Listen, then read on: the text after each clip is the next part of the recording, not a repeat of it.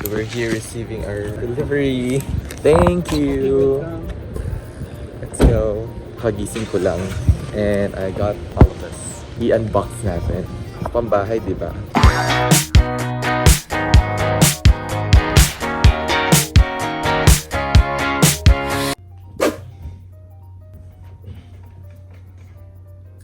Good morning. Hi guys. Welcome back to my channel. Pero bago yung magliligpit muna ako ng bed. Okay. So, gising ko lang. It's been a long time since nakapag-film ako for vlog. Again, this is Rhed Manalili from another vlog. And yes, if you're new here, this channel is just anything random or anything under the sun. And for today's random video, I just wanna unbox. Kasi ilang araw na to dito sa room ko at hindi ko pa siya na-open. So first time to order from noon. And I just wanna know kung worth it ba yung mga pinagbibili ko na kung ano-ano. Actually, hindi naman siya mahal. Ayoko rin bumili ng sobrang mahal online kasi alam ko na experience yung expectation versus reality. So share ko lang sa inyo yung first time na mga in-orders ko sa inyo. And let's see. Try natin gamitin later. I'll show it to you if it's really worthy of its price. Kahit mura siya. Maybe let's start with this small bags here. Pangtawa na hair ko, pero ganito talaga ako in the morning. Hindi ako nagsusulat. Actually, I do not know what's inside of it because wala naman ako nakikita sa mga delivery details. So, para surprise siya. But I ordered, I think, mga 6 to 7 items. Flash Hawk yung nakalagay. And hindi ko natin alam kung ano nag-order. Wow! Look at the packaging. What's this?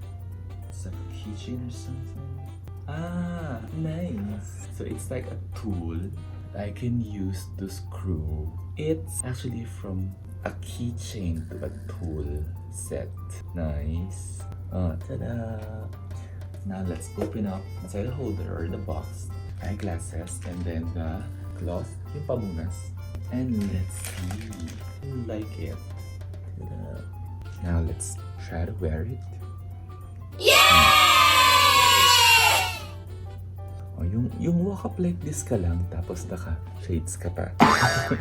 Ang galing, para siyang para sila magkapatid. Nice. Cute, diba? So, amura nito.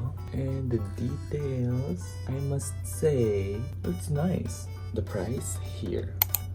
That's the price. Now, when I wear it, mukha pa ba siyang ganun kamura? I don't think so. I'm gonna use it pag lumabas ako. And I like the box, the folder, because it's really looking like mamahalin siya. Pwede siyang pang gift. I think this one is a freebie. Moving on, second packaging.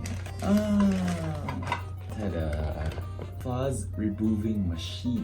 When I searched it on Noon, I used the keyword lint remover. Why do I need lint remover? Kasi di ba sa mga damit nagkakaroon tayo ng parang mga himulmol, puti-puti. So most especially pag ang damit mo is taco, himulmol.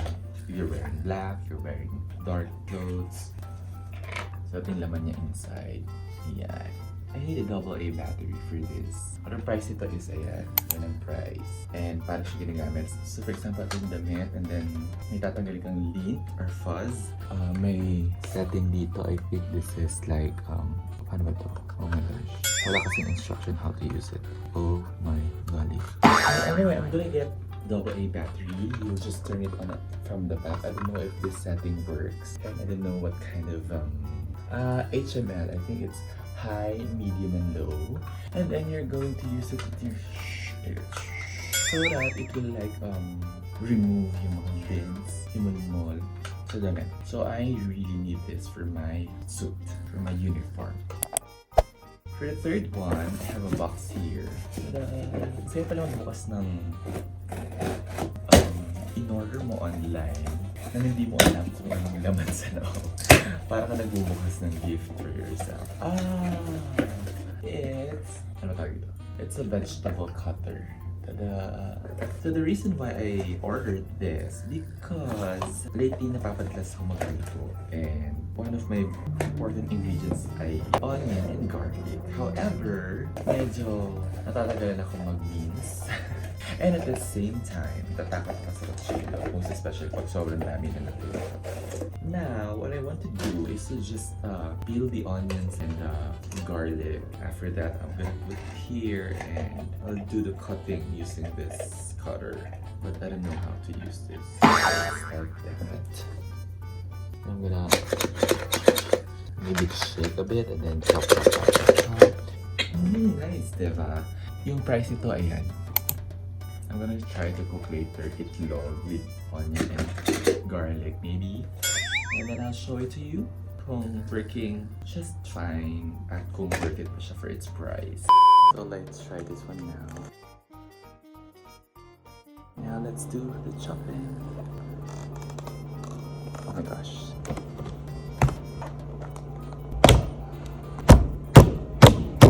Sure. Second to the last box.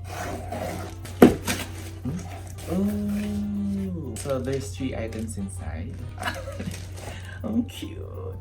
Okay, first thing here is the Nano Moisture Spray, and here's the price. Nano Moisture Spray is kind of like humidifier or diffuser, but this one is a smaller version of it, and you can bring it anywhere beside your bed table, office table, anywhere you want to use it. And it says here that you just add water, turn on the Nano Moisture Spray, and it's actually chargeable with type, ano ba to? Universal type of charger, ayan. So I'm planning to use this with water and konting hair conditioner because sometimes ang saya kaya makaamoy ng parang bagong laba lang yung paligid, yung bed items mo. And paano ba to? Ay, may charge pala siya. So na-on. Wow. I was amazed na may blue light siya. Pero paano siya tinatanggal? Ayun. So yan. Maybe after you fill the water and whatsoever you're gonna put in, bring back the cover and then turn it on. Tada! And it will, mag-i-spray siya. If you press the button, it will turn blue. Oh, it's not working now. Let's press it. There you go. I don't know if it's supposed to be continuously spraying. So, etong iba pang naman ng isang box. Kanina I have shades. Meron pa ako ibang shades. But these are more cute than the regular classic shades I showed you earlier. Kaya ito yung isa. Tada! Yan. So, wala na siyang parang holder. And this is how it looks like. Tada! Sobrang mura nito. I'm just going to use it for some sort of fashion. Like, kunyari, ito walang arty-arty sa labas. Ganyan. Let's try to wear this. Oh my gosh. Parang ang liit niya. Tada! Actually, nag-iba yung pagtingin ko sa inyo. Naging kulay red kayo. Kulay orange. Tingnan mo, Tada! So, yan yung nakikita ko sa inyo while I'm looking at the camera. But it's nice, yung parang pumunta ka sa labas dahil maaraw, pero yung shades mo, eto lang. Ito parang arty-arty lang. I like it. So, I'm gonna keep this because I have one more exciting, not your usual eyeglasses or shades. I don't know kung saan ko siya gagamitin, pero nakita lang talaga ako. Tada! Nakikita ko to sa mga memes on Facebook. That's why I ordered it. Ito yung price niya. Tada! Let's try. And this is how it looks like. It's cute, right? Yung arty-arty ka lang na ganyan. Or you'll go to a party if you want to be like a head turner. And this is the last thing that we're going to unbox. From here, I can see what's inside. And I think this is the most expensive purchase I had from Noon. For me. Because 50 reals plus is really hindi kamahal sa inyo. Ta-da! This is a travel steamer. Why I need this? Because madalas akong mag-travel. And normally, yung usual na plancha ang pinadala ko na sobrang natutuwa sila pag nilalabas ko from my luggage. So now, let's try using this plancha or travel steamer. But first, I'm gonna show you how it looks like. So this is how it looks like. There's a water pitcher and then ano ba to gamitin? Parang meron siyang tatlong bala.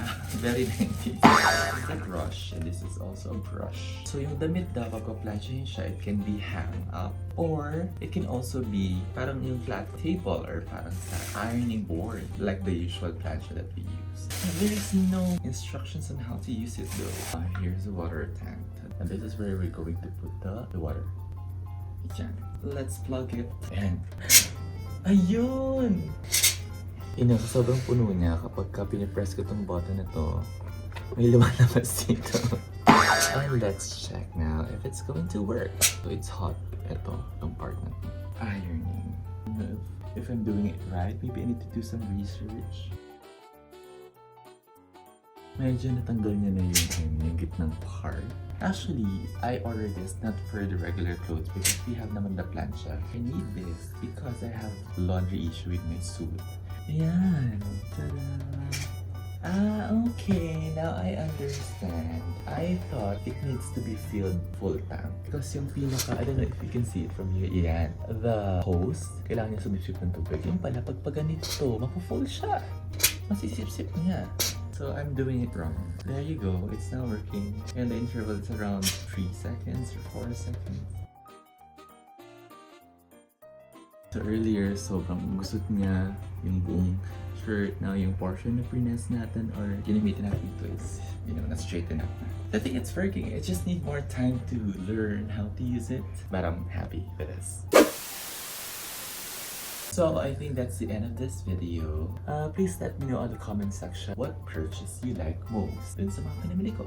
Thank you very much for watching. Please consider subscribing and hit the bell button to get updated on my future latest stuff. Again, this is Rhed Manalili and see you on my next Rhed Random. Stay safe everyone.